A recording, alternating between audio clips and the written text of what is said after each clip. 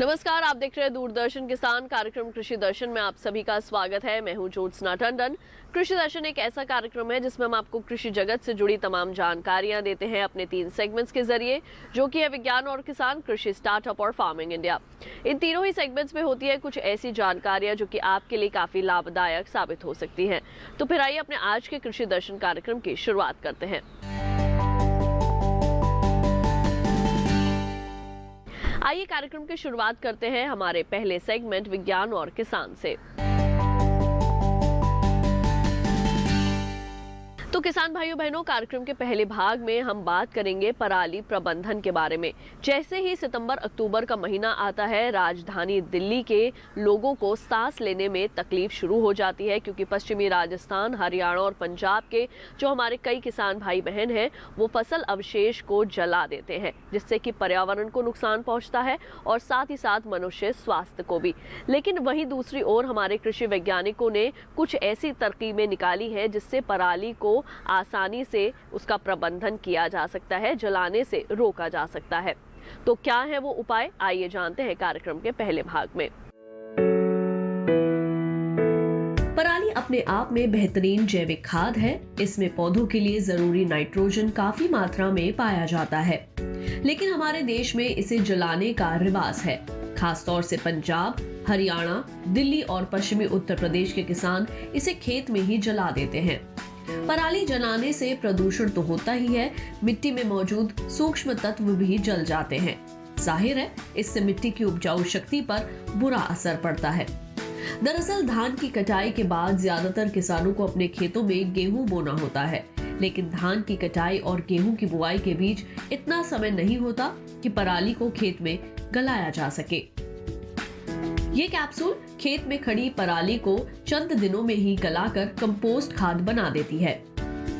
Compost capsule की कीमत सिर्फ 20 रुपए है। किसान इसे भारतीय कृषि अनुसंधान संस्थान आकर खुद खरीद सकते हैं या फिर कुरियर के माध्यम से घर बैठे मंगा सकते हैं। इसके इस्तेमाल का तरीका थोड़ा अलग है। इसे खेत में सीधे नहीं डालना है, बल्कि पानी, गुड़ और अन्य सामग्री के साथ पहले घोल बनाया जाता है और फिर उसे पराली पर छिड़का जाता है।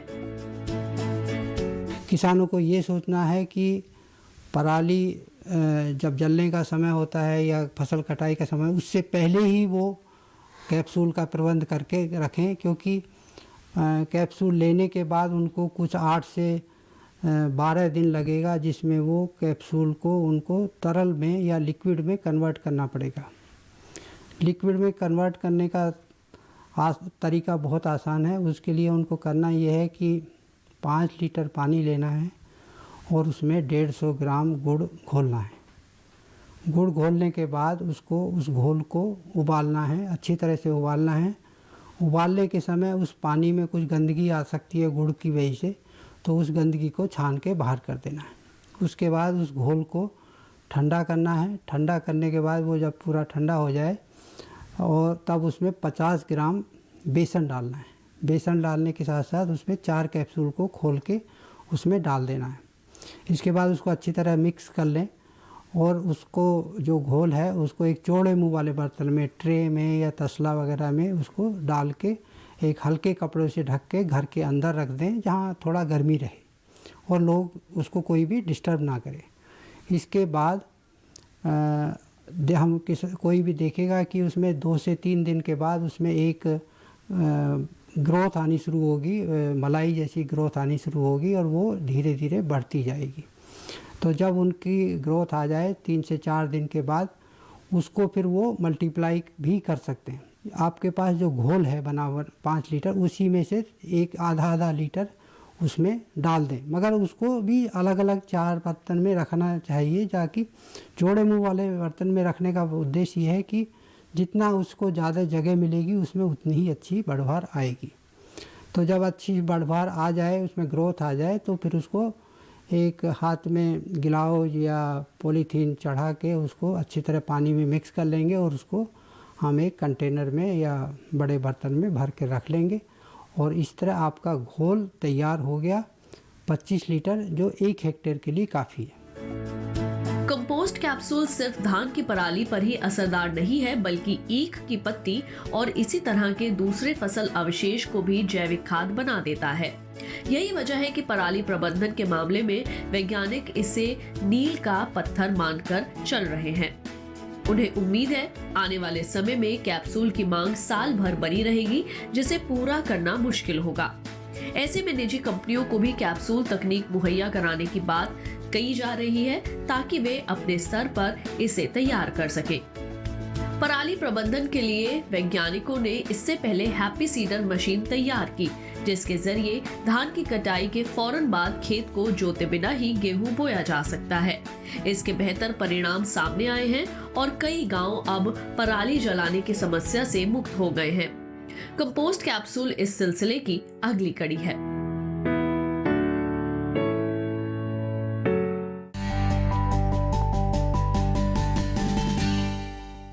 तो अभी आपने देखा हमारा पहला सेगमेंट विज्ञान और किसान, जिसमें आपने पराली प्रबंधन के संबंध में तमाम विशेष जानकारियां हासिल की। अब आइए कार्यक्रम में बढ़ते हैं आगे और आपको बताते हैं कि इस माह में कृषि कैलेंडर के अंदर आपके लिए क्या खास जानकारियां हैं, कौन कौन से कृषि कार्य अभी आपने अपने खेतों में करने हैं। तो आइए नजर डालते हैं इस माह के कृषि कैलेंडर पर। मैदानी भागों के किसान अक्टूबर माह में अपने खेतों की जुताई कर लें। 40 से 50 टन प्रति हेक्टेयर की दर से गोबर आदि की खाद खेत में डाल दें। 10 गुणा 2 गुणा 0.5 के आकार की क्यारियां तैयार कर लें, ताकि माह के अंत में पौधे लगाए जा सके। अक्टूबर माह के अंतिम सप्ताह में उद्यान में स्ट्रॉबेरी के पौधों की रोपाई कर लें। तो अभी आपने देखा इस माह का कृषि कैलेंडर और जाना कि कौन कौन से कृषि कार्य अभी आपने अपने खेतों में करने हैं। इसके साथ ही कार्यक्रम कृषि दर्शन में वक्त हुआ है एक छोटे से ब्रेक का। जल्द लौटेंगे वापस अपने अगले सेगमेंट के साथ। आप देखते रहिए दूरदर्शन के साथ।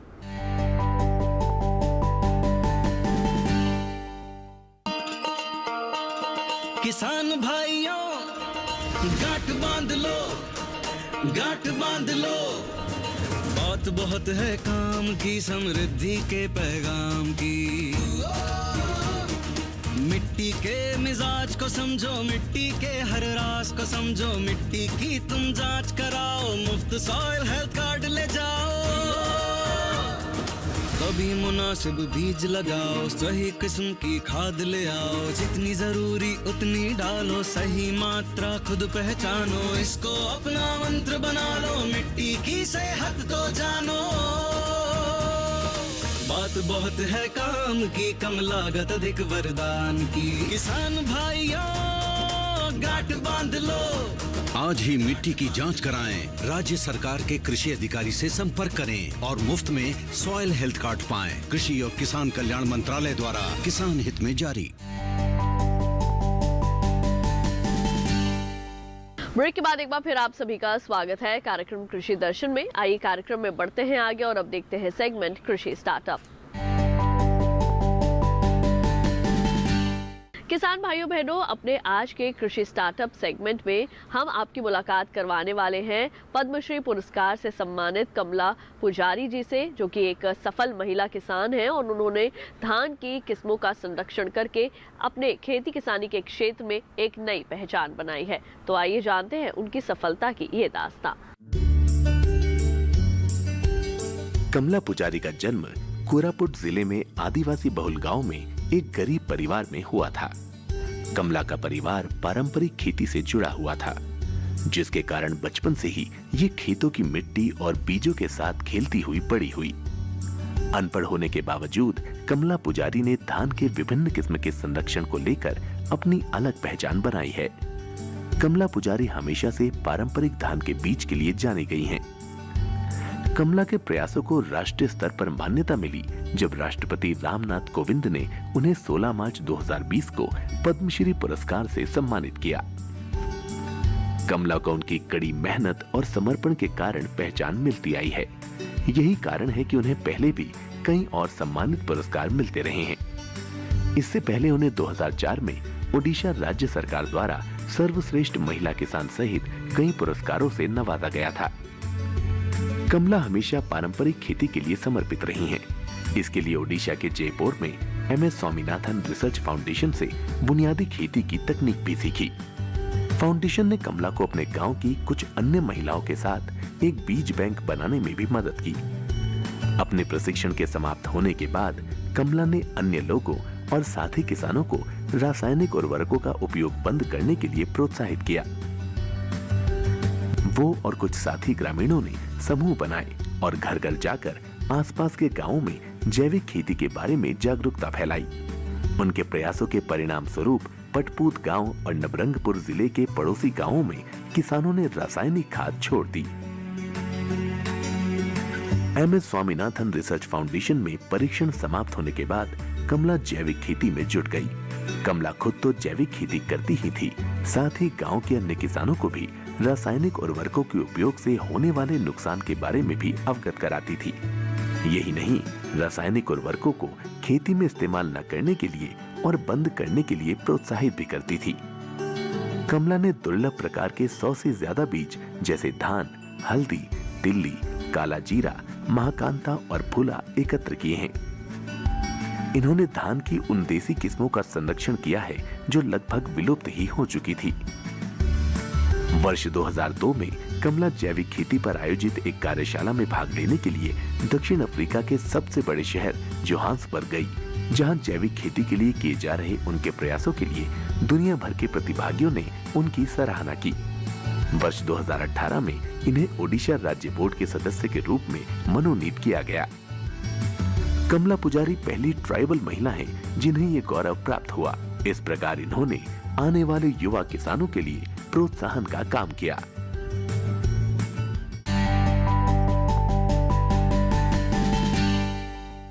आइए कार्यक्रम में बढ़ते हैं आगे और अब जानते हैं कृषि से जुड़े किसानों के सवाल और कृषि वैज्ञानिकों का समाधान। मध्य प्रदेश से कप्तान सिंह पुष्पा जी पूछ रहे हैं कि जो बाजरा में इल्ली की समस्या है उसके लिए वो क्या करें। मैं कप्तान सिंह जी को बताना चाहूँगा कि इस समय बाजरे की कटाई हो रही है और अब तो कटाई हो चुकी है, तो इस समय तो कुछ नहीं कर सकते हैं, लेकिन अगली बार आपको पहले से सावधान होने की आवश्यकता है। ये जो बीमारी इल्ली की जो समस्या है ये पहली बार आई है और अभी आई है, और इस बार समस्या काफ़ी भयंकर रूप से थी। तो इसके अंदर 2-3 दवाइयाँ हैं जिनका हम प्रयोग कर सकते हैं। सबसे पहले तो मैं कहना चाहूँगा कि नीम के पत्ते हैं, निम्बोलियाँ हैं, कूट के उनका रस अगर स्प्रे करते हैं इससे भी इसमें काफ़ी लाभ मिलेगा। अगर आपको दवाई का ही प्रयोग करना है तो इमामेक्टिन बेंजोएट एक दवाई है, उसका प्रयोग कर सकते हैं। और मैं ये कहना चाहूँगा कि जो बाजरे में ये समस्या ये पहली बार आई है, आगे से अगर हम इसका ध्यान रखेंगे तो इस समस्या को हम रोक सकते हैं। तो इसके लिए हम या तो नीम का तेल का प्रयोग कर सकते हैं या नीम की पत्तियों को उबाल के या नीम की जो निम्बोलियाँ उनको कूट के उनका जो रस निकलता है उसका अगर हम एक या 2 स्प्रे करते हैं तो इस समस्या से समाधान मिल जाएगा। क्योंकि बाजरा एक अच्छी फसल है और ख़ासकर सूखे एरिया के लिए है। इसके लिए बहुत ज़्यादा लोग पैसा खर्च करना नहीं चाहते, तो उसके लिए अच्छा रहेगा कि नीम के जो हमारा तेल है वही ज़्यादा अच्छा रहेगा, उसका प्रयोग कर सकते हैं, ज़्यादा अच्छा फायदा होगा उसमें। तो अभी आपने कृषि से संबंधित कुछ और विशेष जानकारियां हासिल की। इसके साथ ही कार्यक्रम कृषि दर्शन में वक्त हो चला है एक और छोटे से ब्रेक का। जल्द लौटेंगे वापस अन्य जानकारियों के साथ। आप देखते रहिए दूरदर्शन किसान।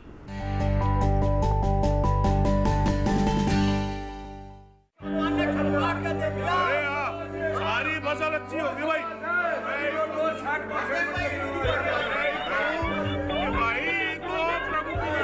और अब एक जरूरी सूचना, देश के कुछ राज्यों में किसानों द्वारा बड़े पैमाने पर पराली जलाने से आसमान में धुंध छा गई है। लाखों लोगों को सांस लेने में तकलीफ हो रही है।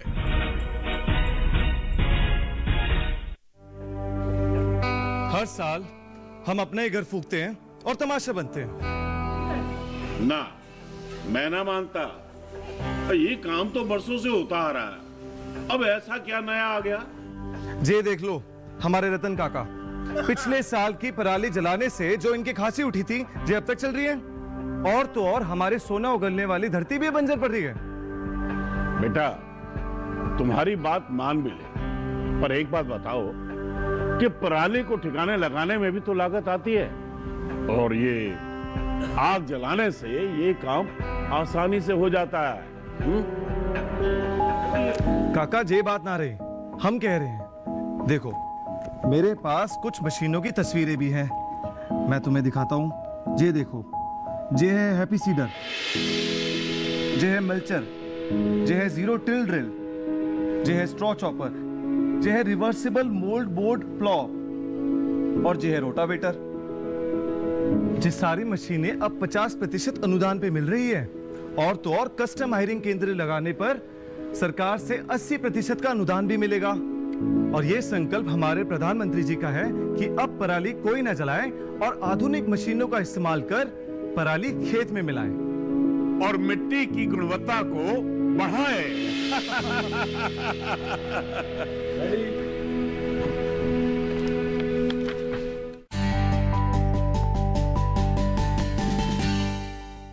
ब्रेक के बाद एक बार फिर आप सभी का स्वागत है कार्यक्रम कृषि दर्शन में। आइए कार्यक्रम में बढ़ते हैं आगे और अब देखते हैं सेगमेंट फार्मिंग इंडिया। किसान भाइयों बहनों, अपने आज के फार्मिंग इंडिया सेगमेंट में हम आपको नए कृषि कानूनों से संबंधित देंगे कुछ विशेष जानकारियां, साथ ही आपको एग्रीकल्चर इंफ्रास्ट्रक्चर फंड के बारे में भी बताएंगे। तो ये जानकारी आप सभी के लिए काफी लाभकारी साबित होगी।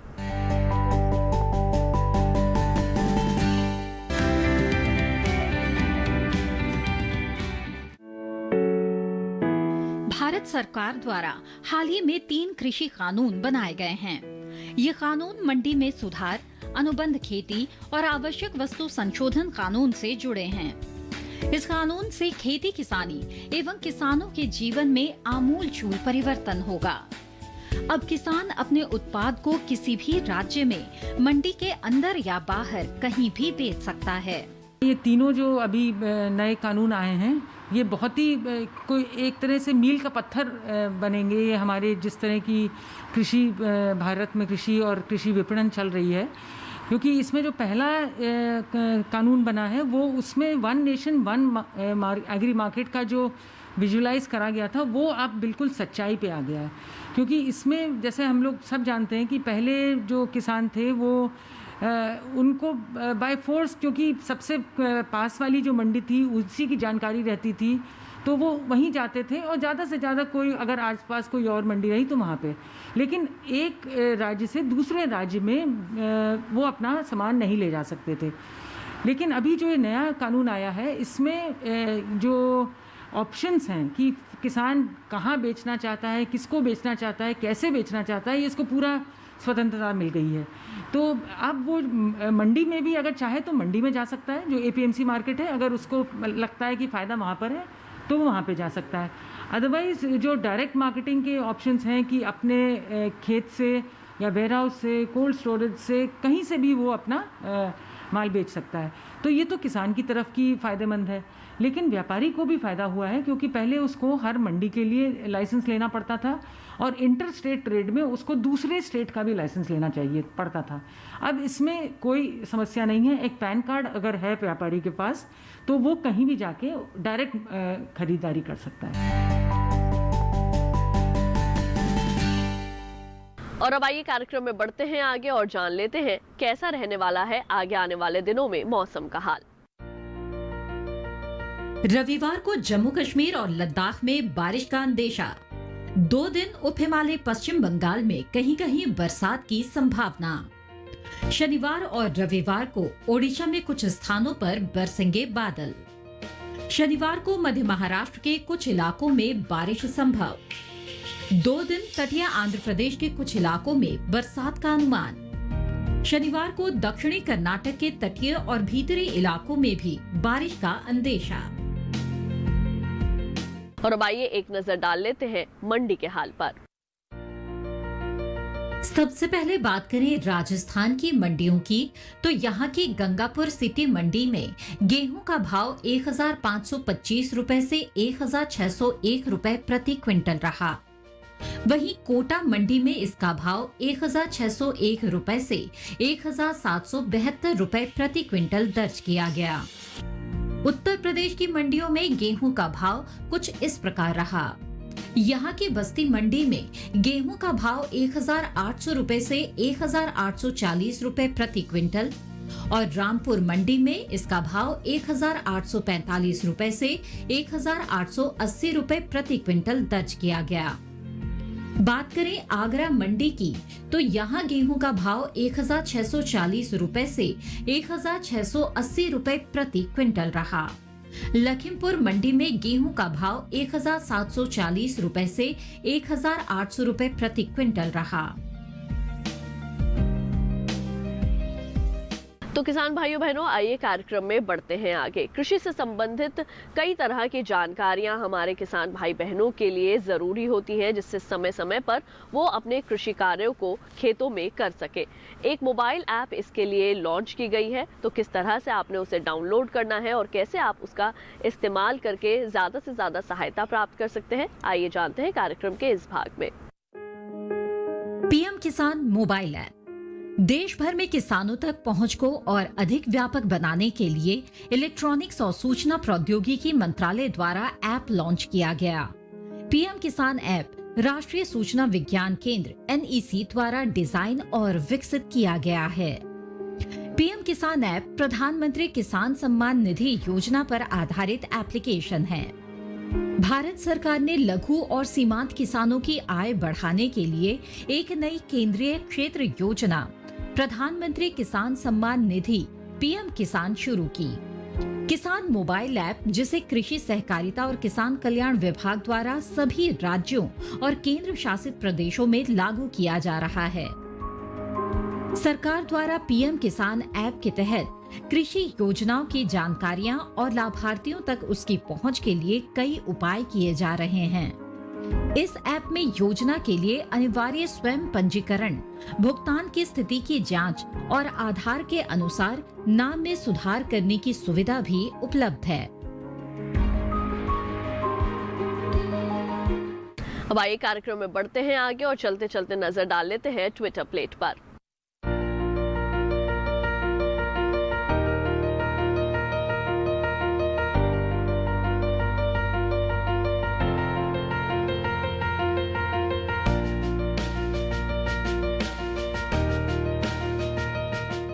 तो किसान भाइयों बहनों, हमारे आज के कृषि दर्शन कार्यक्रम के इस अंक में बस इतना ही। कृषि दर्शन आपका अपना कार्यक्रम है। अगर आप अपने कार्यक्रम के लिए कोई सुझाव देना चाहते हैं तो आप हमें पत्र लिख सकते हैं। हमारा पता है कृषि दर्शन, कमरा नंबर 58, CPC दूरदर्शन, खेलगांव, नई दिल्ली 110049। अगर आप हमें ईमेल करना चाहते हैं तो हमारा ईमेल ID है nationalkrishidarshan@gmail.com। तो आज के लिए केवल इतना ही। मुझे दीजिए इजाजत। आप देखते रहिए दूरदर्शन किसान। नमस्कार।